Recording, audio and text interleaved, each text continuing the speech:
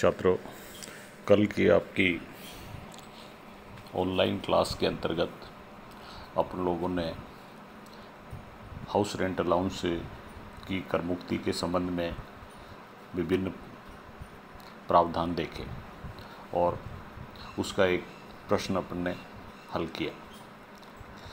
मैं आशा करता हूँ कि आप लोग HRA एवं अन्य अलाउंसेज जो अब तक आप लोगों को बताए गए हैं उनके बारे में लगातार अध्ययन करते रहेंगे। आज अपन ले रहे हैं एक अलग हेडिंग में वेतन के बदले में लाभ, जिसको इंग्लिश में कहते हैं profit in lieu of salary. वेतन के बदले में लाभ, वहाँ वेतन शब्द काम में नहीं लिया जा रहा है, लेकिन उसकी जगह कुछ लाभ मिल रहे हैं जो नियोक्ता के द्वारा दिए जा रहे हैं, इसलिए अपन उसको वेतन शीर्षक की आय में शामिल करते हैं। वेतन शीर्षक के अंतर्गत जो शामिल अपन जिन चीज़ों को करते रहे हैं उनमें अभी तक आप लोगों ने बेसिक पे देखी है, अलाउंसेज देखे हैं, साथ में अपन ने कुछ सुविधाओं की भी चर्चा करी है। उन सुविधाओं का मूल्यांकन करके उनका जितना मूल्य बनता है वो वेतन शीर्षक की आय में अपन ने शामिल करने के संबंध में चर्चाएं करी हैं। नियोक्ता से वेतन के अलावा या वेतन नाम के अलावा अन्य जो भी मौद्रिक और अमौद्रिक लाभ मिलते हैं वो सारे के सारे इस शीर्षक में आएंगे। आज का जो शीर्षक है वो है profit in lieu of salary. वेतन के अलावा बहुत सारी चीज़ें नियोक्ता से कर्मचारी को मिलती रहती हैं, जैसे इसमें कर्मचारी को नौकरी से हटाने या उसकी सेवा शर्तों में परिवर्तन करने की वजह से नियोक्ता से किसी तरह की क्षतिपूर्ति की राशि मिले तो वैसे तो ये एक कैपिटल रिसीट है, लेकिन ये कर्मचारी की वेतन शीर्षक की आय में कर योग्य होगी। इसी तरह से किसी तरह की भी राशि नियोक्ता से, लेकिन अगर व्यक्तिगत भेंट के रूप में दिए, गिफ्ट के रूप में दिए, तो इसे वेतन के बदले लाभ नहीं मानेंगे और ये भेंट कर मुक्त होगी। पर्सनल अगर कोई गिफ्ट दिए, लेकिन आगे चल के अपन लोग अध्ययन करेंगे कि गिफ्ट का इंटेंशन कर्मचारी को अनावश्यक रूप से लाभ पहुंचाना नहीं हो। गिफ्ट की एक लिमिट दे रखी है, वहां तक की राशि की अगर गिफ्ट दी जाती है तो वो कर्मचारी के लिए कर मुक्त होती है, जो वर्तमान में 5,000 रुपये है।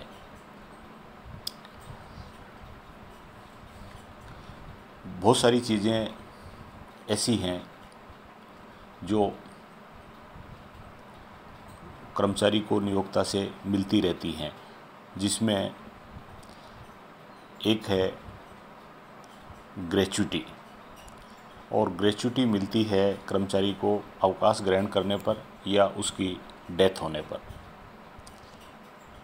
ये भी वेतन शीर्षक के अंतर्गत अपन शामिल करते हैं। ये जो बिंदु अपन सारे देख रहे हैं वो कहीं न कहीं वेतन शीर्षक की आय में या इनकम फ्रॉम सैलरी में आएंगी।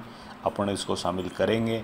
शामिल करते हुए ये ज़रूर देखना है अपने को कि ये राशि सारी कर योग्य है या कर मुक्त है या पार्टली टैक्सेबल है या पार्टली टैक्स फ्री है। ये बातें देखते हुए उनको शामिल किया जाएगा।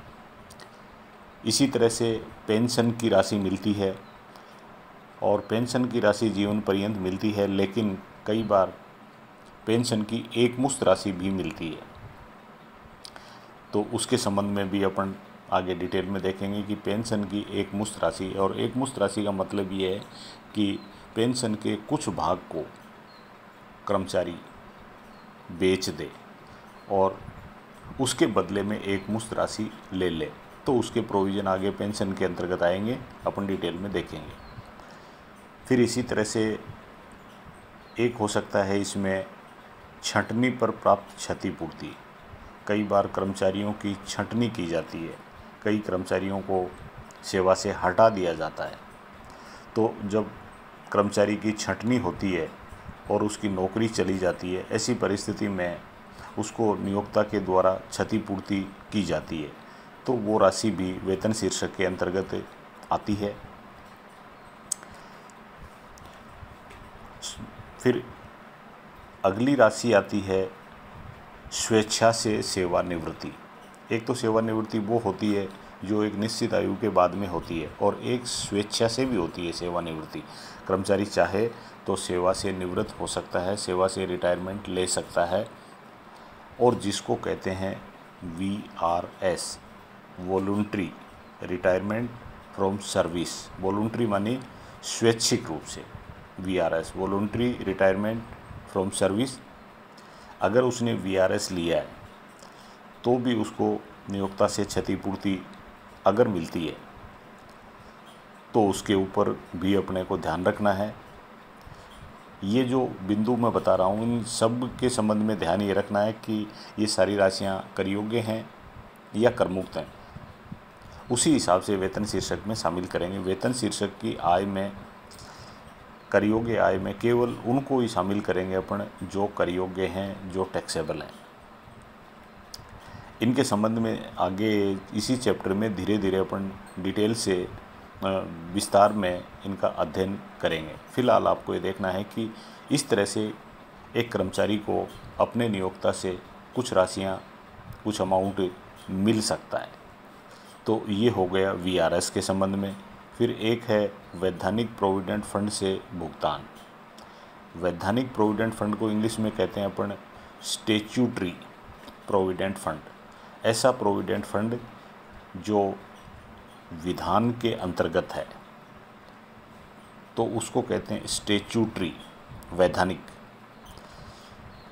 उससे अगर कोई भुगतान प्राप्त होता है तो। दूसरा एक प्रोविडेंट फंड दे रखा है प्रमाणित प्रोविडेंट फंड। प्रमाणित, और प्रमाणित का मतलब सर्टिफाइड। ये शब्द अगर लगा हुआ है प्रमाणित प्रोविडेंट फंड तो ये वैधानिक प्रोविडेंट फंड से अलग हो गया।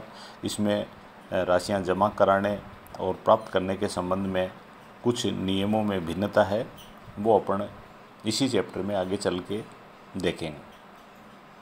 और इसी तरह से एक होता है अनुमोदित सुपर एन्वेशन फंड से भुगतान। ये भी एक फंड है। इससे अगर कोई राशि प्राप्त होती है तो आपको देखना है इसके, और इस फंड का नाम है अनुमोदित, अप्रूव्ड। अनुमोदित मानी अप्रूव्ड सुपर एन्वेशन फंड। अनुमोदित सुपर एन्वेशन फंड। सामान्य रूप से ये रिटायरमेंट के बाद में इसमें से पैसा मिलता है। और फिर मकान किराया भत्ता इसमें दे रखा है, लेकिन मकान किराया भत्ते के संबंध में अपन ने पूर्व में देखा है।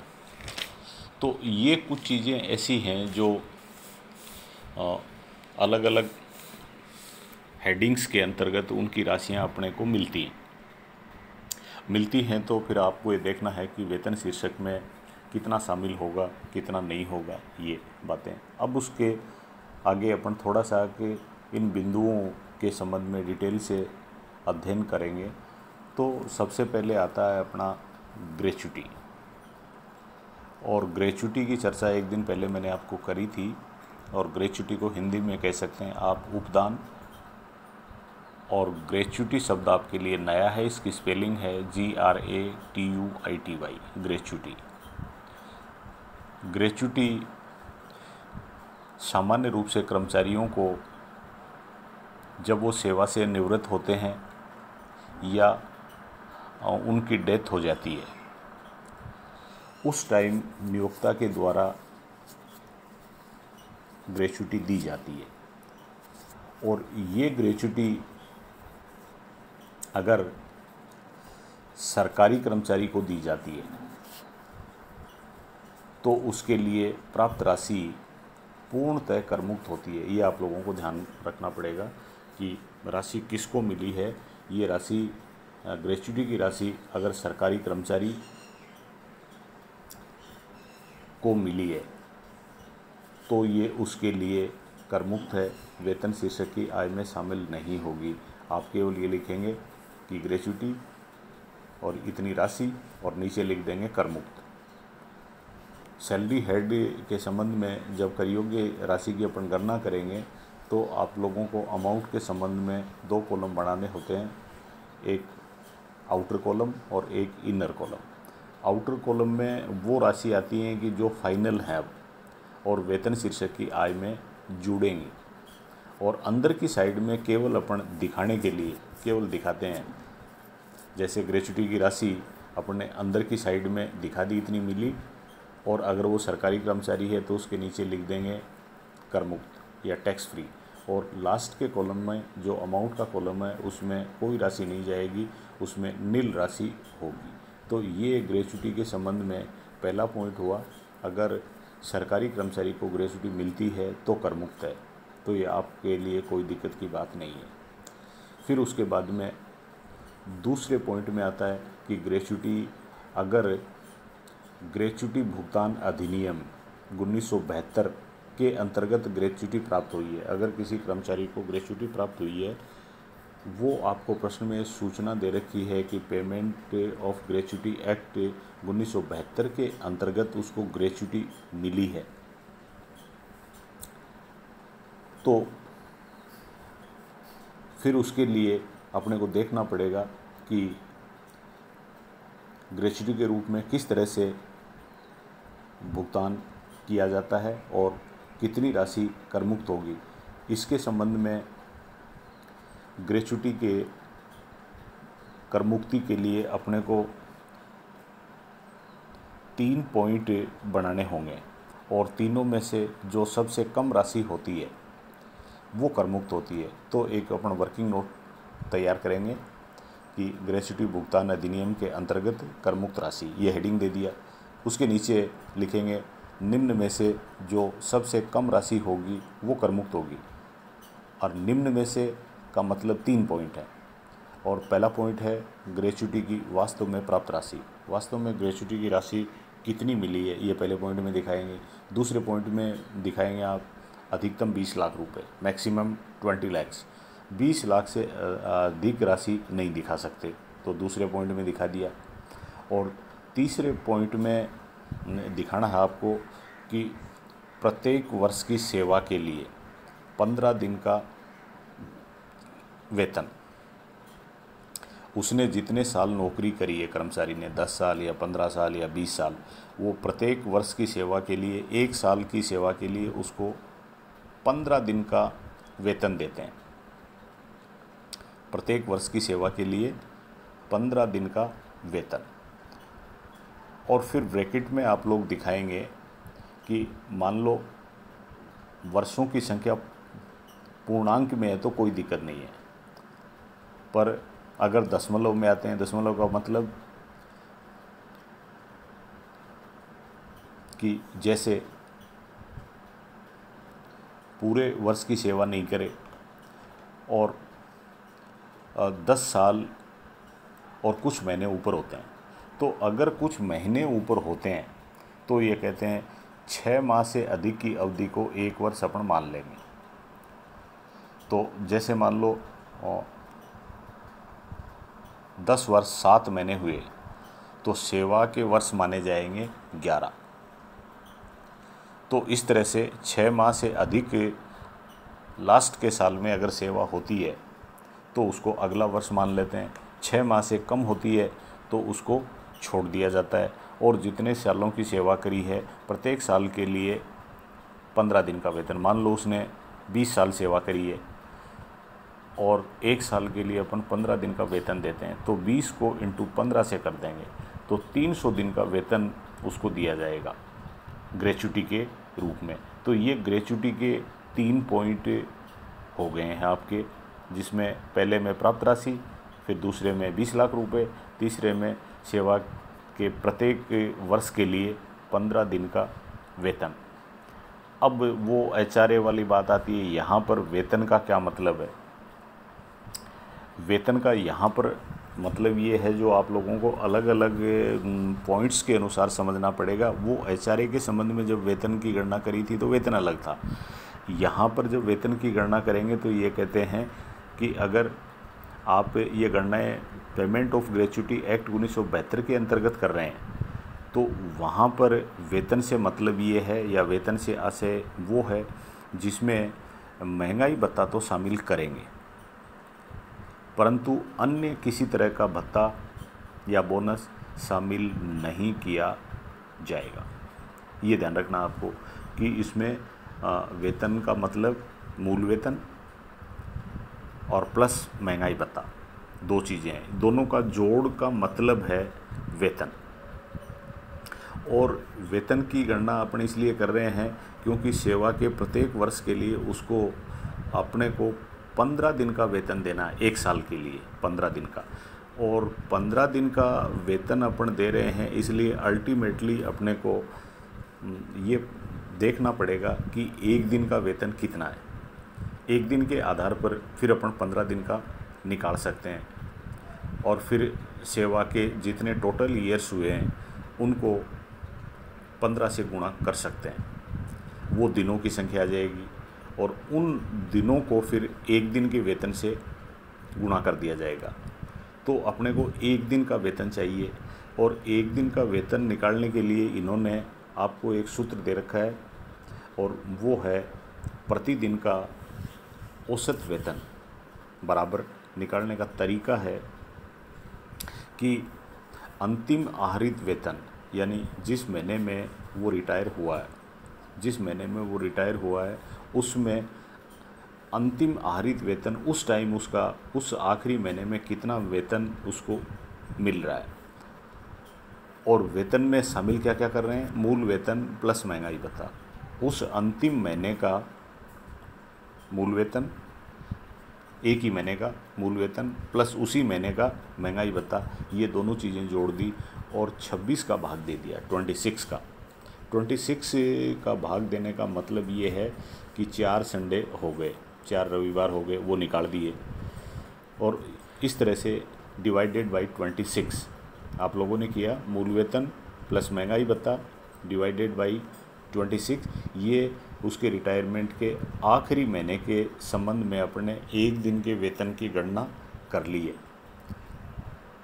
और इस तरह से एक दिन के बाद में आप 15 दिन का कर लेंगे, और फिर जितने साल की सेवा करिए उस आधार पर वो तीनों पॉइंट्स में ले लेंगे। तो ये है पेमेंट ऑफ ग्रेच्युटी एक्ट 1972 के अंतर्गत। तो 2 ग्रेच्युटी हो गई, और तीसरा पॉइंट इसमें और है, ग्रेच्युटी मिल सकती है, पहली बात सरकारी कर्मचारियों को, दूसरी पेमेंट ऑफ ग्रेच्युटी एक्ट अधिनियम के अंतर्गत, और तीसरी एक परिस्थिति और है, और वो ये कहते हैं कि अन्य किसी दशा में, यानी जो सरकारी कर्मचारी भी नहीं है और उसके ऊपर पेमेंट ऑफ ग्रेच्युटी एक्ट 1972 भी लागू नहीं होता है, तो ग्रेच्युटी मिलती है, तो करमुक्त राशि क्या होगी, उसके भी इन्होंने 3 पॉइंट बनाए।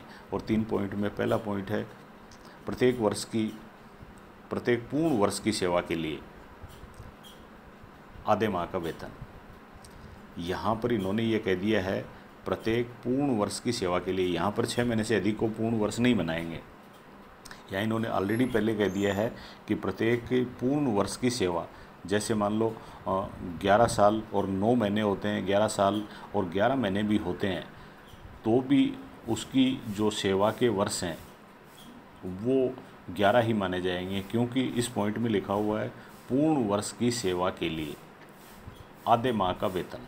ये पहला पॉइंट है, पूर्ण वर्ष की सेवा के लिए आधे माह का, 1 महीने का नहीं, आधे माह का। वहाँ 15 दिन का था, यहाँ आधे माह का, पहला पॉइंट हो गया। दूसरा पॉइंट 20 लाख रुपए, और तीसरा वास्तव में जो राशि प्राप्त हुई वो। ये 3 पॉइंट हो गए। तीनों में से जो सबसे कम राशि होती है वो करमुक्त होती है, बाकी कर योग्य होती है।